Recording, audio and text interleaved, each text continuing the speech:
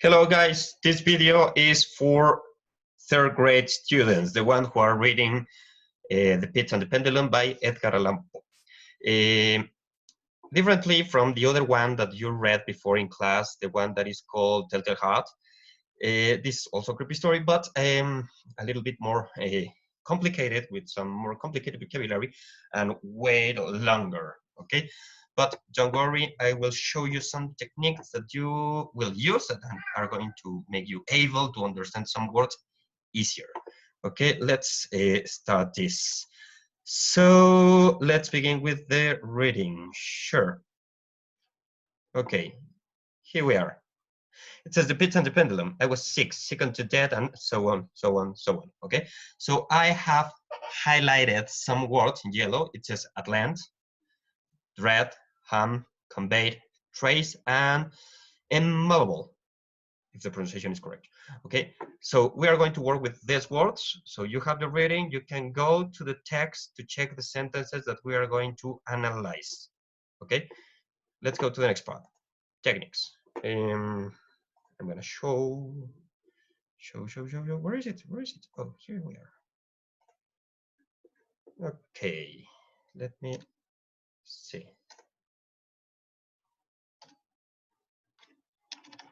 That's from a different presentation. Let me go quickly. This part, it says here, right here. So, difficult words for third grade. So you have Atlant, dread, ham, conveyed, trace, and immobile. Okay. So let's begin with this one. It says Atlant.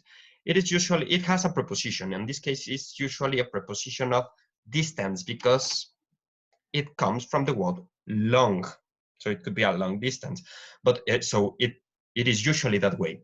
But in this case, they are talking about time. So this person has been bandaged. Okay, so you have ropes in the hands, and you are maybe in this position because you were kidnapped. Okay, so in this case, when they, the ones who kidnapped him, when they at length about me. So in the, this one means finalmente. Okay, so let's go to the next one. Dread.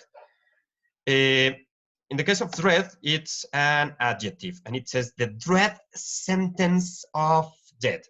So here you have the word sentence. So this is a noun, okay? So dread, as it is before, it's an adjective. It's an adjective that has a negative meaning because just imagine this death, okay? So dying is not really nice, is it?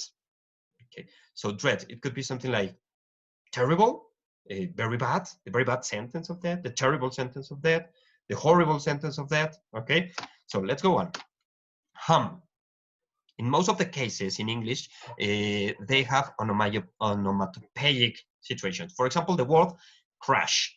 You know, crash means chocar. So you have two cars, and they get together aggressively, and the sound. What's the sound? It sounds like bloop.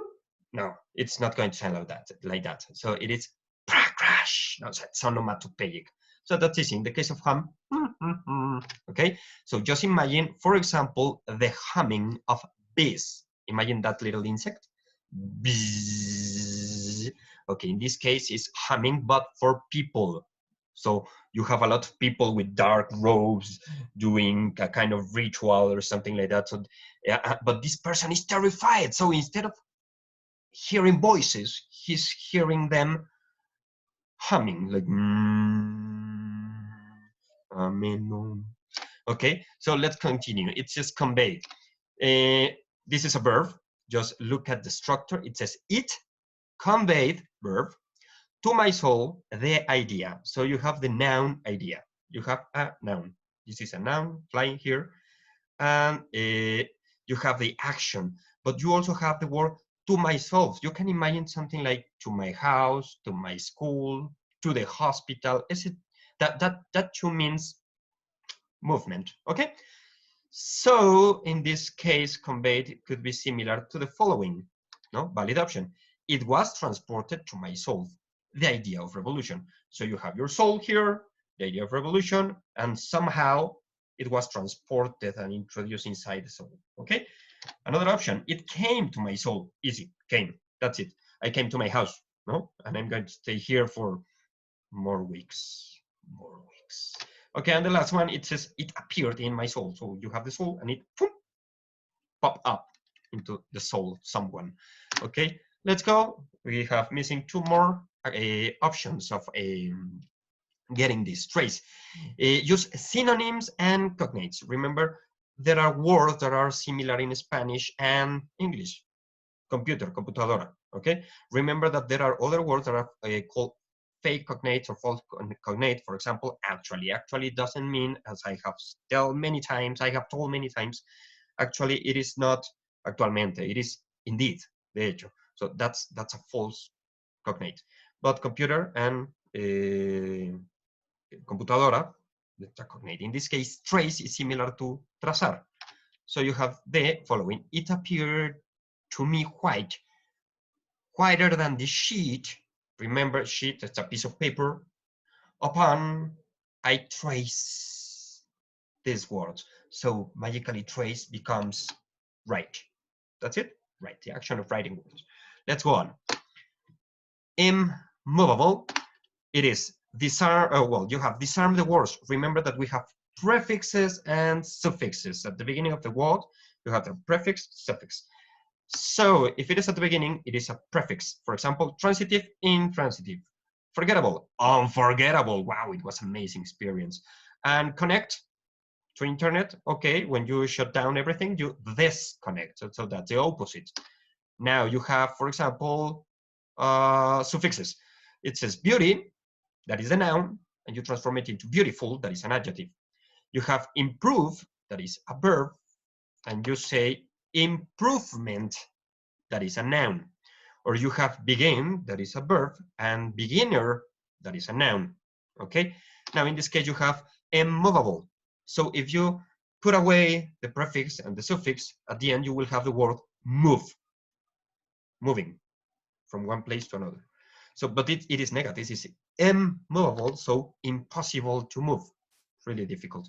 Okay, I'm going to stop the sharing right here. I hope these techniques help you to continue your reading. I wait for your suggestions or ideas, or if you have questions, just send an email to the school. Say guión bajo, it is dash or slash, I don't remember what. Say guión bajo freinet@hotmail.com. I think so. So you must have it. Okay. So have a nice day and remember to do something funny. Bye bye.